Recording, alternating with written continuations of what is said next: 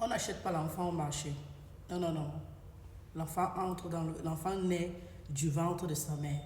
Ça veut dire que pendant que l'enfant grandit dans son ventre, le ventre pousse au fur et à mesure. C'est ce que tu dois dire à ton enfant qui est à la maison, avec qui tu es, ce petit enfant, qui te voit changer, qui voit ton ventre grossir.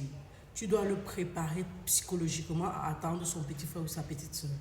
Tu lui dis, bébé, écoute, mon ventre grossit parce qu'il y a soit ton petit frère ou ta petite soeur dedans, en fonction si tu connais le sexe ou pas. Écoute, viens toucher. Tu peux même parler avec ton petit frère ou ta petite soeur. Tu peux déjà lui dire des choses. Vous pouvez parler ensemble. Quand l'enfant donne un coup de pied, viens voir. L'enfant a donné un coup de pied. Viens toucher bébé. C'est ta petite soeur ou c'est ton petit frère. Vous serez les meilleurs amis du monde. Vous contre le monde entier. Tu commences à préparer l'enfant. Tu lui fais tellement aimer son petit frère ou sa petite soeur. Si tu connais le sexe, il faut dire. Tellement aimer que il soit prêt à tout. Mais que cet amour-là que tu es en train de construire soit préparé que si cet enfant-là ne naît pas ou n'arrive pas à la maison, par exemple par décès, je ne sais pas, à cause d'un décès, pardon, il faudra que tu expliques à l'enfant que malheureusement, ton petit frère que maman avait dans le ventre n'est pas rentré parce que parce que il est parti au ciel, comme on dit souvent aux enfants.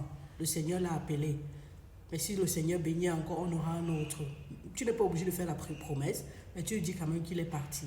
C'est important de préparer les enfants avant l'arrivée de leurs frères pour éviter la comparaison, pour éviter le choc psychologique. Les mensonges d'avant que on achète l'enfant au marché, arrêtez ça parce que vous troublez les enfants. À cause de ce mensonge, plusieurs enfants aujourd'hui sont traumatisés. Plusieurs enfants sont jaloux de leurs frères et sœurs. Plusieurs familles se sont trouvées être en train d'être divisées. Non, non, non, non, non. On a changé. Bébé arrive. Parce que bébé arrive, quand on fait la layette, on appelle le petit frère. Viens voir les habits de tes frères, de ton frère ou de ta soeur. Tu aimes la couleur? Qu'est-ce que tu vas acheter? Quand on part pour faire la layette, tu vas acheter ceci. Il sera content. Qu'il parle ou pas, peu importe son âge, 1 an, 2 ans, 3 ans, il faut lui dire. Il faut lui parler. Il comprend. Pardon, impliquez-le dans tout ce que vous faites à propos de cet enfant. Il va aimer cet enfant, je dis comme si c'était son propre enfant. Je dis, impliquez l'enfant là, préparez l'enfant psychologiquement dans tout ce qui concerne l'enfant. Il n'y a pas de que je n'ai pas le courage, je ne sais pas par où commencer. Ok, prends sa petite main, tu déposes sur ton ventre.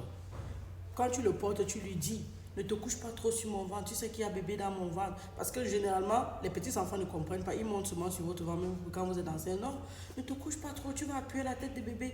Ne te couche pas trop, tu vas faire mal à bébé. Tu sais, bébé ici, viens, voici le pied de bébé, viens, voici la main de bébé, viens, papa et moi. Tu sais qu'on t'aime toujours, non, nous sommes une famille heureuse. Tu vas toujours rester notre bébé chéri, notre amour, même si bébé vient, vous êtes nos amours. C'est ton petit frère ou c'est ta petite soeur, c'est le meilleur ami au monde. Je ne sais pas comment vous dites ça, cheers. Vous avez compris ce que vous voulez dire là dans 53.0 de ça,